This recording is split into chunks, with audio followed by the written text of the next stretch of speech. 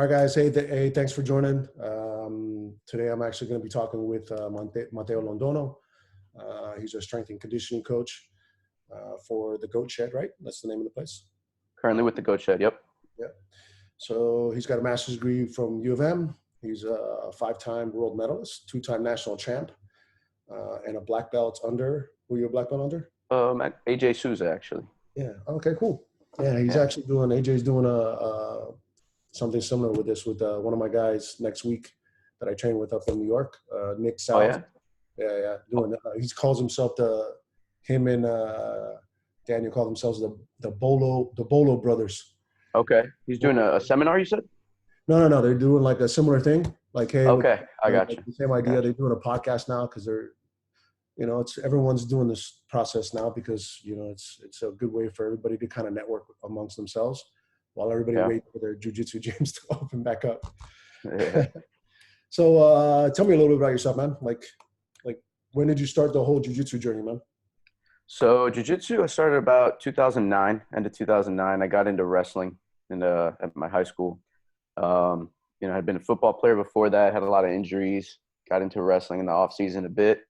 One of my buddies said, go try this place up in Wellington. I ended up at American Top Team Wellington. As you know, the Mahesha brothers were over there. First day, I met them. They were like showing me flying arm bars and stuff like that. I kind of just fell in love with it right away. Right. And took off from there, man. I started competing pretty heavily after high school. 2012, kind of had my first big podium at a big tournament. I podiumed, I think, Blue Belt Worlds. And then kind of after that, sponsorship opportunities in the gym allowed me to train a bit more. And I kind of just ran with it as much as I could, try to get in as much competing as I could along those years.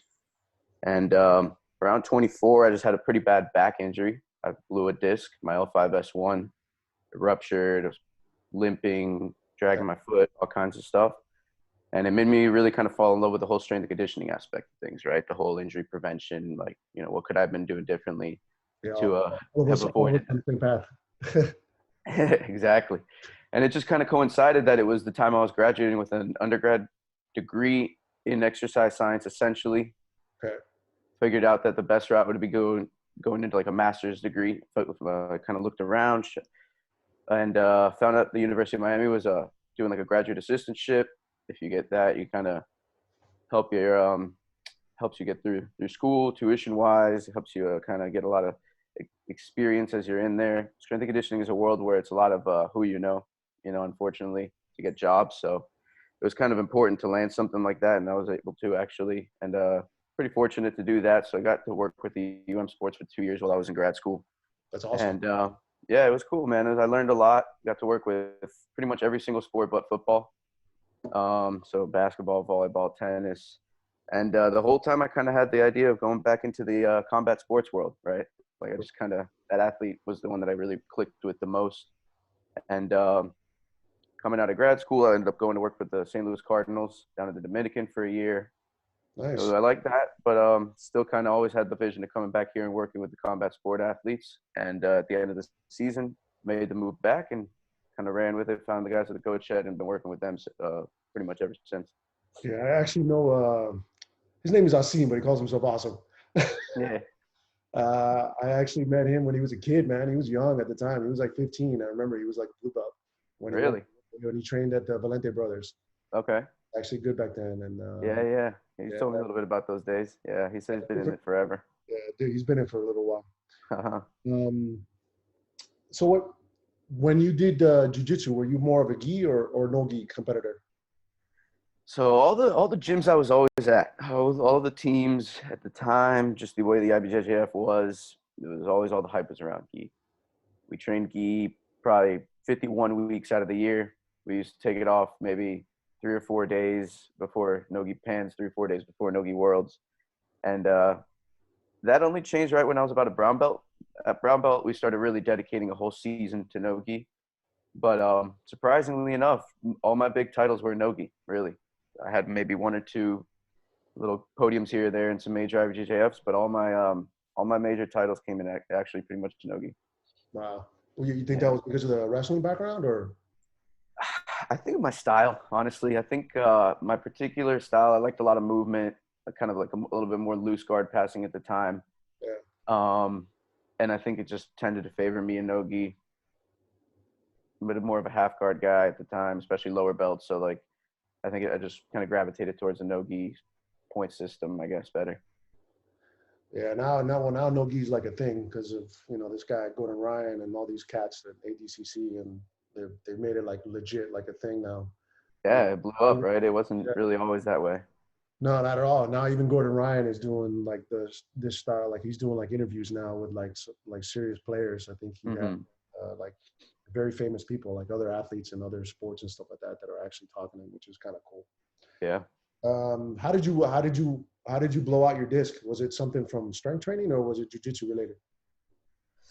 I think it was jiu-jitsu related. I had been kind of battling some neck and back stuff.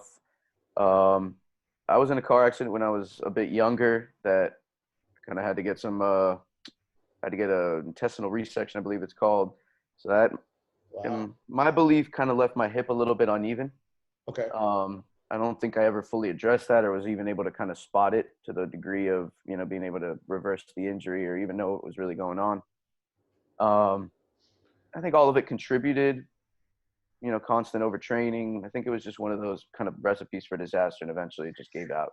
Yeah, speaking of that, I this one of the reasons why like I kind of started this whole like the wellness for jiu-jitsu thing is because I kind of like spectate that because you know I'm a little older, and I see a lot of the young cats where I feel like the love for jiu-jitsu is so strong that they don't like practice with like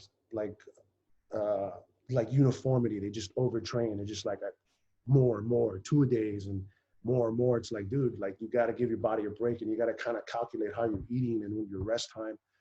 And then all of a sudden, like injuries start popping up. It's like, I got this and I got that. And then all of a sudden something drastic happened. Like, is it really that event? Like, oh, I hurt my back because I was taking someone's back or something like that. Like, really? Like, was it really that? Or was it the fact that you hurt yourself just a little bit 3 years ago, and it's been like building up until basically your body couldn't take it anymore, and then you fucking blew out something. Yeah, I kind of see that a lot, and that's the whole idea. I think that jiu-jitsu is kind of growing a little bit now to where like people like us a little bit, where I feel like you are now valuable, where it's like, hey man, listen, you want to kind of do this as a longevity, and you get better results and longer results if you just kind of do it like kind of smartly. I don't even know if that's a word. So talk about like when you came up, you were part of the crew because I know, you know, I'm friends with Kevin Mahecha, and I know it was you, it was Adam Ferreira, Musa Meshi was part of your little crew too, coming up too. Absolutely, yep. Mikey and his sister Tammy. Yeah, part of the OG crew. Yeah, he was actually on my wrestling team as well. So really? yeah, it's actually probably a funny story. Not many people know. Is first year I was one of like the upperclassmen, I guess, the 11th. You know, I was a junior, so I think I was actually the only one. I ended up getting the captain position like the second day of practice, but it just, you know, just kind of more like a seniority thing. Right. And I think I can't remember exactly if it was me being at jiu-jitsu that got Mikey to come in and wrestle, or if it was just, you know, the fact that we were at the same school and then now training at the same BJJ school. But point is, he ended up on the mats with his sister, and man, we have so many funny stories. I've seen Mikey lose a match because he's triangling a kid, and he just doesn't want to let go of the triangle, and literally pinned himself. Yeah. And then the kid like he got up, and he was basically about to pass out, and he looked at the guy and he's like, "I won." The guy's like, yeah, you won. And he's like, oh yeah. He's just kind of playing it cool, walking off the mats, not knowing what happened. But no, his sister and him would just we would go on like Indian runs, and they would just take off on us. They would just be like, why aren't they joining the Indian runs? And they would just be like lapping us over and over and be like, we can't really like tell them to stop. I guess they're just making us look like, you know, punks, but like at the same time, it's like they make you feel lazy because they're going so over the top. Yeah, but it was also like a team building thing. So we're just kind of like, hey guys, like, come join us. Yeah, exactly. But no, yeah, the Musumechis were on the mats, the Ferrara brothers, the Mahesha brothers. Yeah, it was a good solid squad. AJ eventually joined along the way, so yeah, a lot of guys that were pretty serious about it. When did you all you guys kind of intersected? Was it at Sharks? Where was At it? Sharks. At Sharks, right? What is it? Sharks, and then from there we transitioned down to Tagarella's Yeah, around 2015. that's 14. where I originally met you. Yeah. Yeah. Yeah, I was still like brand new to jiu-jitsu at the time. I remember you guys were like solid little, like, you guys were murderers in the gym. Because it was you, Adam, Kevin, Brian. It was like a crew of like about 7 or 8 of you. It was like, Jesus Christ. We would all carpool down there from West Palm, like an hour. Little Jose stuffed in the trunk. So with your experience with all the other sports, like what other sports kind of translate to like jiu-jitsu? Like, what did you learn that, like, what's the biggest difference between like the jiu-jitsu sport and, like, let's say baseball or tennis or whatever because you said you did everything but football. Like, what do you see like the major differences are? So I think jiu-jitsu is, and there is some studies out there that kind of support this. Jiu-jitsu is one of the sports that requires the highest level of conditioning, at least when it comes to anaerobic conditioning. Okay. So, you're in that range of 2 minutes of high intensity efforts to up to about 15, 20 minutes. You're purely using those anaerobic kind of energy systems. You're not really tapping into some of those long-term reserves. So everything's intense, right? You're building up that burn, and that muscle is accumulating. It's a lot about just, how much can you take? Makes a very, very tough athlete. It makes an athlete that wants to kind of run through a wall. Whereas the biggest thing that really, I think, made me gravitate back to the combat sports is the kind of mentality that a sport like that just builds in an athlete. When you're working with them, it reflects on their work ethic so much that, you work with a tennis player, they just kind of have a different approach to things, like, even though they might have a long-term vision that they consistently, apply, and that's their form of work ethic. You don't get that intense kind of drive mentality in the gym, which to me was kind of always what I fell in love with working with the combat sport athlete. Yeah. It sounds like it's kind of like what I think of like wrestlers. That's why wrestlers do kind of like so well, like, I guess, in MMA. That's because they have like this conditioning and mental like toughness that, like, if they get hit in the face or whatever it is, they just kind of like, I know it hurts, but there's like, I'm just going to overcome it. I'm just going to eat it and just walk right through it.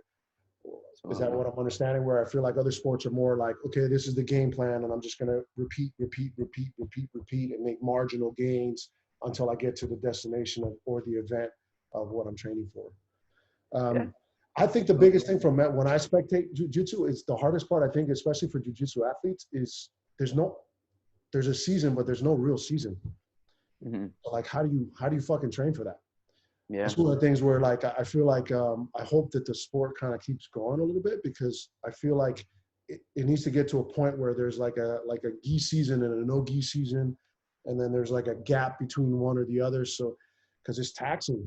Yeah. Like, I see some of the guys that I train with, it's like, yo, year round, it's like you never get a break. You're always constantly taxing your body.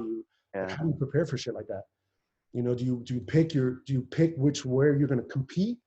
Like, in other words, like, are you going to do worlds? Are you going to do worlds Nogi? Are you going to do like worlds gi? Like, how are you going to do that? But then the athlete also needs to figure out, like, okay, well, I also need to make money. There's no money in worlds gi and Nogi. I got to do some other event where there's going to be a payday of like $2,000 or $3,000 or $5,000 or whatever the dollar amount is. So it's like, you not only have to compete for the resume, saying that I won at Worlds, in order for you to be able to get paid on the secondary market, in order for you to make a living. Because, luckily, like, people like Gordon Ryan have made it to where you can actually make a fucking living. But at the same time, like, how does for a new guy that's kind of like an up and coming athlete that's 19, 20 years old, like, what kind of game plan do they have to have when it comes to like training?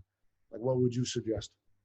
So I think it's a bit case specific. And what I mean by that is, it depends on where that athlete's at. So if I have an athlete that kind of already has some pretty strong, genetic, maybe disposition, maybe he's just naturally very strong. Maybe he comes from a high school football background. Maybe he comes from a you know, a former sports background where he has already a certain level of athletic development, I think you have to look at that equation a little bit differently than the way you would be looking at, you know, somebody who's very talented at jiu-jitsu, very skilled, drills, you know, has everything going for him, but his biggest weakness is his, you know, his physical development.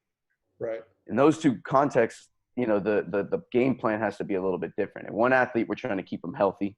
We're trying to make, you know, maybe maximize and get little, you know, small gains on his strengths, Right. you know, work on his weaknesses, and weaknesses could be, you know, anything from just poor movement quality to mobility limitations, anything like that. It doesn't necessarily have to be, you know, always gaining in strength, because in reality, in weight class sports, there is really such thing as strong enough. You know, that once you hit a certain level of strength, there's no more gaining another 20 pounds on the. I'm sorry, I lost you there for a second. Yeah, I got you. You back? Hello? Yeah, I'm here. Can you hear me?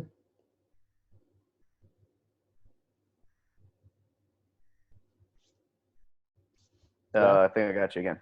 All right. You good? Yeah, I'm good. So, did I cut you off there for a second? I think it just good. Yeah, I'm good. Go, keep going. Okay. So yeah, so what was I was saying that? Yeah. So I believe, you know, when like you have a guy who really needs to work on the athletic development, you know, the game plan has to be to probably, let's try to get to, you know, just try to determine what are the major tournaments this year. And let's try to work a game plan to developing you for those major tournaments and peaking you for those major tournaments. If there's other things we have to do along the way, you know, we might cut a week short and give you 2-3 days off and make you jump in there. But either way, the big game plan is going to be, let's say, our Pans Worlds or Nogi Pans, or maybe it's, you know, ADCC if it's somebody that's going to potentially compete in that, whatever it may be. But I think it has to be, you know, you have to look at it a little bit from a starting point perspective. If somebody's very, you know, athletically developed, yeah, it's really just keeping them injury free. And a lot of those guys, you know, that are strong or coming from other sport backgrounds, they're very strong. You know, they have a lot of that part going for them. So a lot of what you would do in the weight room with them is going to be, you know, freeing up mobility limitations, kind of getting the movement patterns down a little bit more, you know, correctly, more fluid.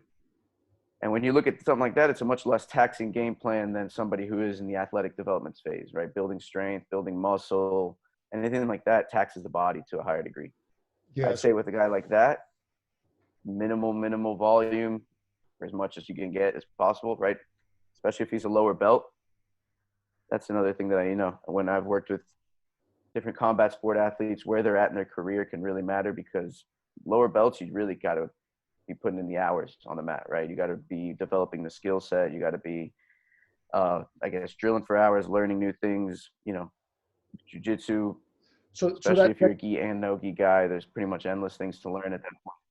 So that kind of leads into the next question then. So then, like, let's say there's a, yeah, I mean, that makes sense. I mean, if you're talking like upper belt, like brown, black, the skill set is there already. It's just a matter of fine tuning the skill set.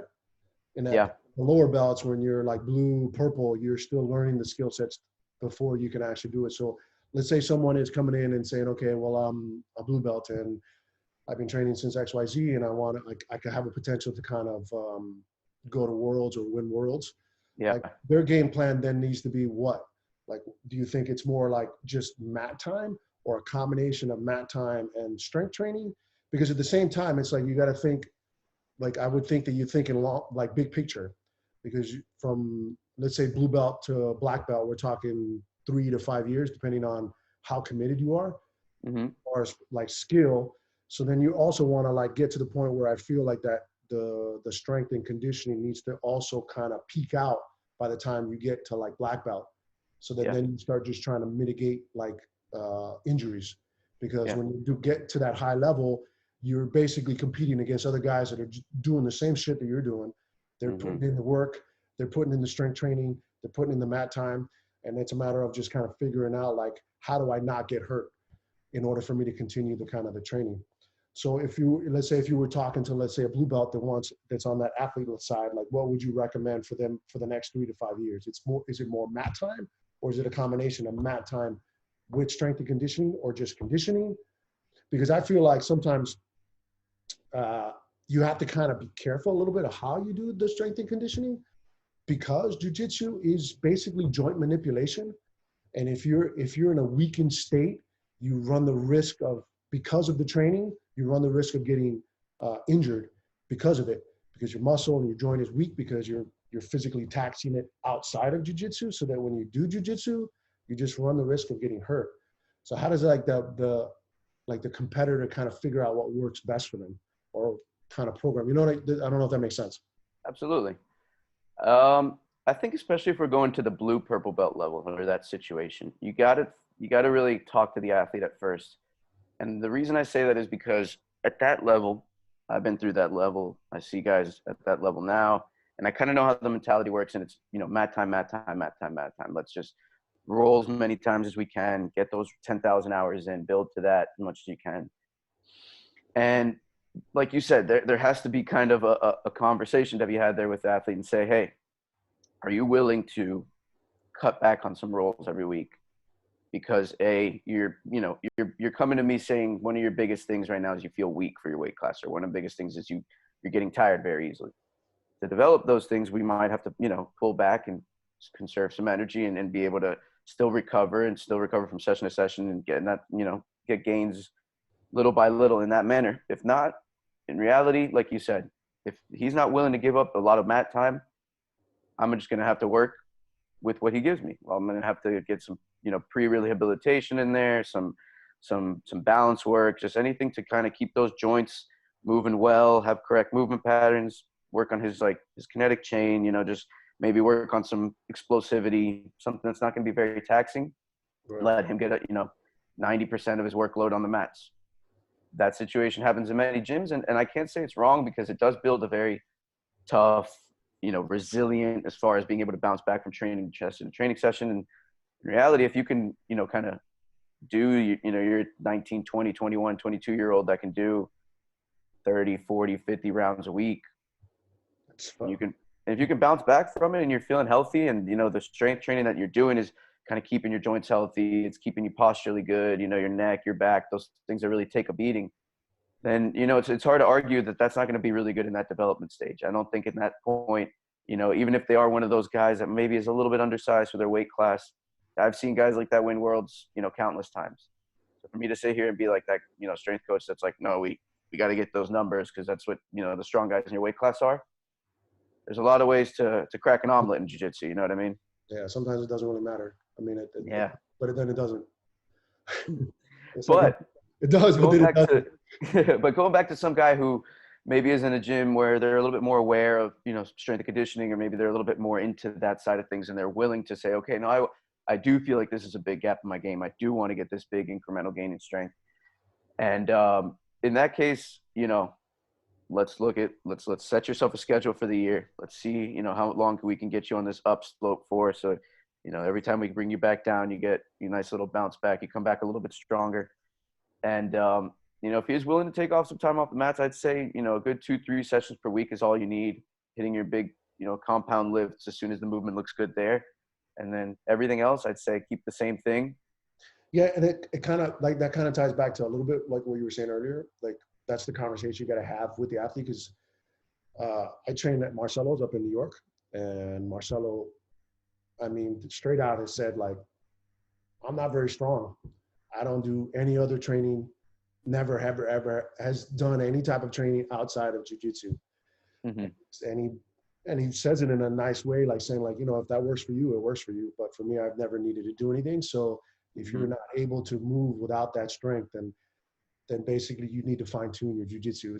It's how he presented it. And it goes back to what you were saying, where like you have that natural, like, I think Marcelo is a cusp off the norm. Like, he's at 1% of the 1%. It's like not the normal individual. So it's like everyone else may have to put in that strength and conditioning and that work because they don't have that X factor. Yeah. And it's like sometimes you got to kind of have that conversation with yourself, I think, as an athlete, and saying, do I have that X factor? And if I do, then it's just a matter of fine tuning that mat time. Or if I don't have that X factor, then I need to then put in the work in order to kind of maximize my healing and strength curve in order for me to get the results that I want to do. Is that what I'm understanding? Absolutely. And I think even guys like Marcelo, like he'll probably tell you he's not very strong, but if you ask guys to roll with him, especially guys in his weight class, like he's probably as strong as a bear. You know, I've heard a few guys go to train over there and say like he's just, you know, he gets on you and it's grip strength, all sorts of things like that. So, like I said, kind of guys who are born a little bit more naturally strong. Yeah, maybe you just need to get on those mats. Do you remember Corey out of our group? Yeah. Corey, yeah, He had a beard, right? Yeah, yeah, yeah. exactly. He was a guy like that, just so naturally strong, been lifting since he was a kid. And man, get in the gym one time a week, just kind of hit your big lifts that you've been doing this whole time. And then other than that, just get on the mats. Like he just had this superior strength at his weight class that he didn't really need to develop that anymore. He could just kind of run with it, you know? Right. So at that point, yeah, I think a lot of it has to do with that. I think from the conditioning aspect though, when you're talking about just straight gas tank, it's important to look at what does their actual roles look like. You got a blue or a purple belt that's in a gym with a bunch of people that aren't challenging him in rolls, and he's just kind of breezing through rolls. I think a good conditioning program is important. I think if your rolls are to the death and you got higher belts, you know, beating you up every day, yeah, I mean, what better gas tank can you have than that, you know? Those guys are always the energizer bunnies in the gym. Yeah, it's true. There's like, and you train at different things. Like, I've trained at places where I feel like I'm just fucking surviving. You know, and it's just like the not only are they, you know, their skill level is higher, but they're just also like that kind of like that wrestler where it's like a grind. You're like, wow, like this is like straight. This is like a conditioning role. This is not even a jujitsu role. This is like, it's like who's gonna get tired first, type of type of role. You know what I'm saying? Like you walk out of there, you know, like that was like a straight up workout. That wasn't even like there was no beneficial jujitsu there. It was like who's gonna fucking get tired first. Absolutely, definitely.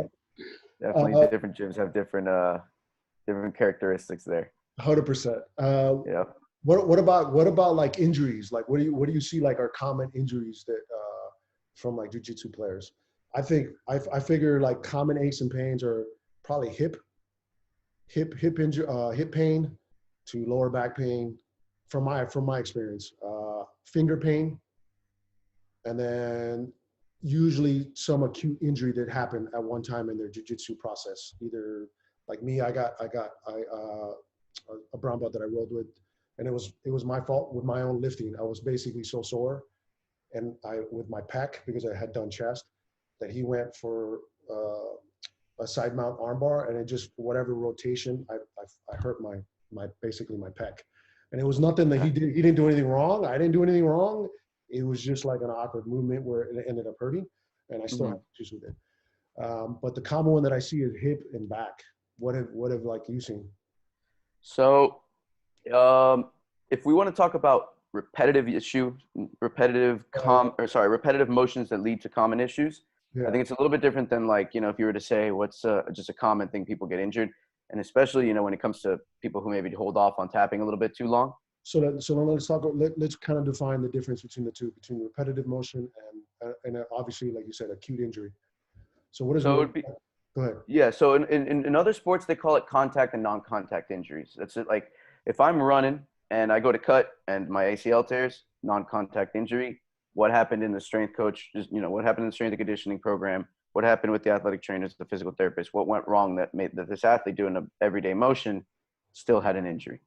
Gotcha. That's what I would associate in the jiu-jitsu realm as a repetitive issue, you know, a repetitive motion issue, right? Just every single day wear and tear eventually wore you down. Or in this case, I think we could throw into that category too, right? Just, you know, you went to cut from one side to another and your knee tore, right? Because that's just probably an imbalance in the joints that led to that. And the imbalance in the joints probably resulted from repetitive type of issues in the sport, right? And then a contact injury would be somebody came in and tackled you and blew your knee out, right? That's pretty impossible to avoid. You know, wrong place, wrong time is going to dictate that. And then same thing in jiu-jitsu, right? That in jiu-jitsu, that would be, you know, I just realized a little too late that he was going for a Kimura, tapped late, tore my labrum, right? Or somebody went for a heel hook, tried to roll out of it, didn't get out in time, torn ACL, something like that. Right. That's a little bit of a different issue just because, you know, as much as a strength coach does, yeah, an ACL is going to blow every time in a heel hook. Yeah, exactly. Yeah. So my focus is, or at least for what I do, I think it's more repetitive motion injury compared to like acute injury, like the stuff that you're talking about. Like obviously, like you said, if you're a little bit too late trying to roll out of a heel hook, I mean, there's no preparation for that. It is what it is. It's just one of those situations. There's nothing you can avoid. Where I feel like the repetitive motion is shit that you can avoid. Exactly. That's the big difference there. Yeah. That you can avoid those injuries, and that's where that's where you come into play. That's where like the stuff that I'm trying to do can kind of help people, because I feel like a lot of it, and not everybody, but the average jiu-jitsu practitioner has aches and pains from repetitive motion because they love jiu-jitsu so much that they sacrifice other forms of activity that can counteract some of the repetitive motion that you get from jiu-jitsu. Because I feel like jiu-jitsu's, everything's flexion, everything is balled up, shoulder flexion, spinal flexion, elbow flexion, finger flexion, hip flexion, and that constant tension is what causes you to have the hip and the back pain and shit like that. That's why, I don't know if you've heard, I'm sure you've heard of it. That's why I kind of got into the functional range conditioning. Oh, absolutely. FRC. Yep. Yeah, which is that prehab stuff, where it's basically kind of like getting the maximum range of motion of your actual joint, and it creates more of a balance between like one side and the other. Is that stuff that you do? Like, what is it that you do when you have someone that is like that? Like, let's say I decide to come with you, and I'm going, okay, I'm gonna work with you. What would be like your approach? With like, you see like, okay, this guy is only doing jiu-jitsu. Like, what would you end up doing first? Okay, so are you saying kind of in relation to prehab, or are you saying just in general? What are we looking at? Like in the relation to prehab, because I'm thinking in my mind, if it was someone like, let's say like a person that's only doing jiu-jitsu, they're relatively young, they lift because that's what they did when they were, in school, but their primary activity is obviously jiu-jitsu, and then they start getting, literally their body starts adapting to the repetitive motion of jiu-jitsu, and then they go, okay, I want to take my stuff to the next level. I'm going to come talk to you, and you're going to go, okay, man, I can see that you're getting a lot of the structural adjustments because of the amount of repetitive motion you're doing from jiu-jitsu. Like, what would you do? But like, you're trying to obviously head it off at the pass before the injury occurs. Say, okay, these are the things that we're going to have to do prior to actually getting to like real lifts and actual conditioning. Yep, absolutely. So I think the main thing is, like you said, we got to make sure that the joints are healthy, right? And the joint health can be a very subjective thing, right? Even spinal health, there's a lot of controversy in the spinal health world saying, neutral position has always been deemed to be the most stable, right? So you talk about a neutral pelvis, right? Not arching your back and not kind of slouching forward, all those things that you kind of associate with good posture. But even then, there's this kind of difference where people talk about these ranges where you can come out of range and still be healthy, where you see people with big arch in their backs and they still have good low backs. They have no pain at all. Other people, they have tons of pain. And the reason I kind of get at this is that there's not just one way to move correctly, but whatever that athlete is telling you, hey, this is my constant ache and pain. Hey, this is my big issue here, right? I get this hip pain on my right side. I get this shoulder pain just from, holding the guard a certain way, or from whenever I throw in a lasso, it makes, my hip hurt. Right. And the way I look at the prehab program for somebody like that is you got to kind of prioritize, right? The things that they're coming at me with actual pain or actual, something that they're dealing with right now, that's got to be number one, right? And the main way that you're looking at it from a strength and conditioning perspective to try to correct the issue is, if it's, let's bring it to a knee, for example. Let's say that every time they're passing on top, they feel some pain on the inside of their knee. Okay. A guy like that, we look and say, all right, is he, when he stands up, correct, when he's trying to stand up, maybe go into a squat pattern or a hinging pattern, or is there something going on from the foot up that's causing that knee to collapse or take stress in a way that's just, leading to this wear and tear, this excessive wear and tear on one side of the joint? And if we can identify something there, we can figure out, is it a muscle weakness that we need to start reestablishing some strength in this opposing muscle, right? Is it just an imbalance between the muscle that's pulling it in and the muscle that's pulling it out, right? Is it just a previous injury that he just has some soft tissue stuff going in there that's just stiff or scar tissue? So kind of depending on what that tells us, if it's a strength and balance thing, we're going to start strengthening, the weaker muscle. We're going to start loosening and working with the mobility of the tight or the overactive muscle. And if it's something like a previous injury, well, then we got to kind of probably structurally work with the entire area, right? So something like a previous ACL tear, we just got to make sure that all the stabilizing, muscles, tissues, ligaments, everything is really well set, so that we just, like you said, we just reduce the risk of injury. We can never really avoid it. Any, tissue that's been injured previously is going to always have a high likelihood of getting re-injured. But if you can stabilize, if you can keep everything moving fluidly, and you make sure that compensation movement pattern is kind of getting corrected and is looking more and more fluid and more even, you can really see a lot of change. And you see, if the pain gets better, it's a great sign. If the pain kind of gets worse or starts moving around to different places, you might have to step back and look at the big picture a little bit more. You're gonna, maybe slow down a bit. Maybe things are a little bit over aggressive, but that's why, communication is always key with the athletes. Yeah, it's one of the primary reasons why I've kind of gotten into the functional range conditioning, because they work from the end range strength training. So basically it goes from the tendon, not really, but it goes from the tendon level inwards. Where a lot of lifting is from, it's like the mid-range, that middle range. And one of the things that the physical therapist, the guy that runs it, Dr. Osmina, talks about, it's basically strength training so that the muscle knows how to pull on the actual tendon. And that gap is what causes the joint structure to be stronger, because there's more movement within the joint. And then that mobility then increases. That's another thing too. I also think that people, which is great that now it's getting to that point where there's now a separation between flexibility and mobility, where most people kind of confuse the two, where I feel like flexibility is like passive movement. It's not, it is what it is. Flexibility is passive movement, mobility is actually active range of motion. And which is kind of great, but most people think passive. They think yoga, they think, well, I'm going to stretch, 20, 30 minutes a day, just sitting in like a bent over, whatever they decide to do, whatever they believe is fucking good, instead of actually doing active range of motion. Like, can you actively kind of create that? Because I even had that problem. I was doing yoga quite a bit, feels good. It definitely helps with the repetitive motion of jujitsu. But I also felt like what ended up happening was my flexibility started to increase. And then when someone was passing my guard, my leg was able to kind of go in a farther range of motion. But then now what was causing is I was then now having like compensation from other parts of my body in order for me to hold that position. And then all of a sudden I started getting back pain and stuff like that, which is one of the reasons why I kind of started going towards that FRC stuff, where it focused on more mobility, where even though the flexibility and the passive stuff feels good, like the active range of motion and the mobility creates strength with the flexibility instead of just being flexible.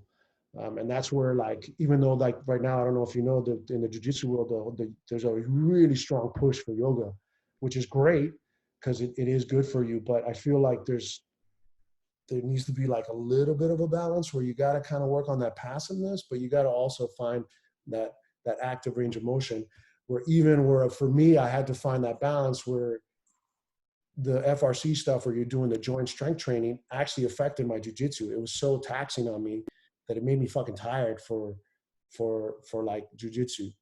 So I had to kind of like figure out like, okay, like I need to cut back how much I'm doing, because like I would go do jiu-jitsu and I'm like, bro, like my body just doesn't want to go. Like I was just like, and it wasn't like I was sore or anything like that. Like I was just kind of fatigued. So I had to kind of adjust like how I was kind of training.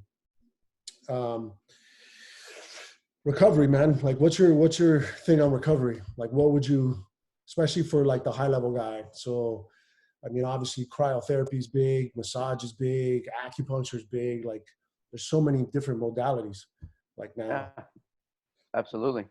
think if you have a guy that can work your soft tissue, a guy that you really believe in, massage, right, Graston therapy, cupping, anything like that, it's gonna definitely give you a good bump in recovery. That stuff's, guys at all levels at the University of Miami, they're doing that. Cardinals. One thing that, you know, cold therapy is one that's kind of debatable, right? The And cryo. that's where you kind of have to look at like the whole psychological aspect of it, right? If the athlete really feel like it helps them, Do it. more power to them. Yeah. But cold therapy is one that I think people overprescribe a bit, or they kind of give a little bit too much credit to. Definitely the whole anti-ice movement in the strength and conditioning world has kind of finally started to take effect, and just less and less tendency to want to ice sore joints is kind of going around the physical therapy, the strength and conditioning community, just because that inflammatory process of the sore joint or a acute minor injury, you ice it right away, and that inflammatory process is necessary for that recovery, right? You ice it, and unfortunately you kind of cut that process off, you kind of slow it down a bit. So I'd say one that most people might intuitively kind of think to go to, and I'd say I might tell them to stay away from, or at least only do it if it's very necessary, maybe within the first 24 48 hours of an acute injury. After that, really try to trail it off would be anything cold, right? Like I said, a cold bath at the end of the week. Yeah, and I see that. I see that a lot. Like I see that like literally after rolls, I'll see like the competitors sitting off to the side, icing their knee or icing their foot. I'm like, dude, like why are you icing so much? Like something's wrong, dude. Like you shouldn't be needing to ice like after every roll. Like, Yeah, you gotta like take a second, take a step back and go, what the fuck's wrong? Let me fix what's wrong so that I don't have to ice. Like I know absolutely. the icing, like I know it feels good. It Yeah, helps with the body feeling better, but the yeah, problem is still there. Like there's something yeah. wrong, and that's So where tying it back into kind of your original question is that's really my best suggestion. Is anything that we're talking about light, unrestricted, correct movement, anything that gets blood flow coming into the joints, anything that gets kind of the body's physiological system kicked up a little bit, but not to a point where now you're kind of tapping into those energy sources, right? So like you were saying, so anything that's going to really like beat you up, we have to figure out where in the equation does that fit? How much energy can I allocate to that, right? Anything that just kind of loosens my body up, and I come out of it feeling better than I went in. Now Mhm. we can think of, all right, let's strategically put this into the week where I feel the worst or where I need it the most, and kind of try to work off of a recovery program there, which also just kind of gives you another really good opportunity to hammer in something like corrective work, Right, pre-rehabilitation work, balance work, right. just different things to kind of stimulate the body, get it going a little bit, bring it into the state where hyper recovery can happen, if you want to call it that, and then bring them back down nice and easy without really ever taxing the body. To me, it's kind of an all-encompassing way to really look at recovery. Okay, yeah, that makes sense. Uh, what about I got a buddy of mine who's in fact I'm probably gonna do a call. He's an ex-cyclist, so he's very into like those guys are like scientists, bro. He's a personal trainer too. He owns a personal training company, certification company in California. And one of the things I remember asking him, because I was asking him for advice, because that's not really my strong point, is like cardiovascular stuff. And he was just like, he's like, hey man, what you need to do is like you got to have like a baseline. He's like, what you should do is kind of wear a heart rate monitor and see like when you actually roll, like where you're at, like what's your percentage, and then from there you come up with like a plan. Like, okay, this is what like the average roll, how long you roll. Like you need data, and the more data that you have, then it kind of dictates where you can kind of like design that. That's where like I feel like there's not enough information in the jujitsu world where I feel like because you're doing, I mean, it's so high intensity conditioning when you're actually doing jujitsu. Mm-hmm. Like, should you do outside conditioning, like cardio conditioning? Like, should you do like hit training programs? Should you do like interval training? Because I talked to like Mahecha. Mahecha does, he does the what's the bike called? The Aerodyne bike, Mm-hmm. or they'll do like interval training. And I'm like, man, for me, like from an outside perspective, you know, and Mahesh obviously, you know, he's good at what he does. Him and his brother are very good at what they do. They're very well educated as far as fitness goes. But from my layman's side, it's like in my mind, I'm like, man, you put in a lot of roles already. Like, do you really need to like do an additional like conditioning? Like, I feel like that overtaxes the cardiovascular system. But I don't know. You know, it's not my strong point. But I'm just kind of, again, like me being an outside layman going, that seems like excessive. But then at times you like, then it's also like, do I do it? Do I not do it? Because then I look at myself, it's like, okay, I don't put in as many roles as like the Mahecha brothers, but I want my roles that I do put in to be the best that I can be, because I want to lose because you're better than me, not because I got fucking tired. Of course. And does that make sense? Yeah. Like that's the way I kind of look at it. And that's why I was like, should I do it? Should I not do it? Like, what's your opinion on that? I think you got to look at that one like a work hard versus work smart approach, right? You got these guys that they put in all the roles in the week, you know, that they just literally putting their body to the brink of exhaustion, and then step on the airdyne bike and just give everything they got. You know, the work hard approach, you know, makes you tough, all that. But if you look at, let's say you're training on a scale of like 1 to 20, and you say that in every week I kind of judge, or every night, let's say I judge my roles and I say, all right, I got to about a 15 today, right? Or I got about to a 17. If you're never hitting 20, I would suggest hitting 20 once a week, right? If your roles are keeping you at 15, you're kind of cruise controlling it. I think, you know, hitting 20, and the good thing about kind of think of it in that manner is if you can get on an airdyne bike, or you can get on some machine where it's in a controlled environment, you put yourself to that brink of exhaustion, you really don't have to do it for very much, you know, you don't have to do it for a lot of volume, right? 1 Tabata 4-minute protocol could easily put you into that 20 zone, and boom, you know, that to me is more than enough. But so, the physiological things, oh, sorry. Yeah, no, but would you do it? No, okay, so that makes sense. So, but you would only do like the additional work if you feel you're not hitting that high number when you actually roll. And if you are hitting that high number when you actually roll, then the additional work is unnecessary. Is that what I'm understanding? Completely. Yeah, absolutely. You're looking for it as a stimulus that's going to drive an adaptation, right? So like that 20 level that we're talking about, you know, there's just the things that are going on with your heart, delivering blood to your muscles. It's just, you know, it's going to give you a response that's going to continually make you adapt and get better and better cardiovascularly. If you already have that stimulus there, why double up on it? It's only really going to lead to impeding recovery, overtraining, things like that. Overtraining, tearing down, and it has a negative effect. Absolutely. Instead of a positive effect. Cool, bro. And cool, man. So before we head out, man, like where do people like find you? Obviously, Instagram. Yeah, Instagram, Londono Performance. That's LONDONO Performance.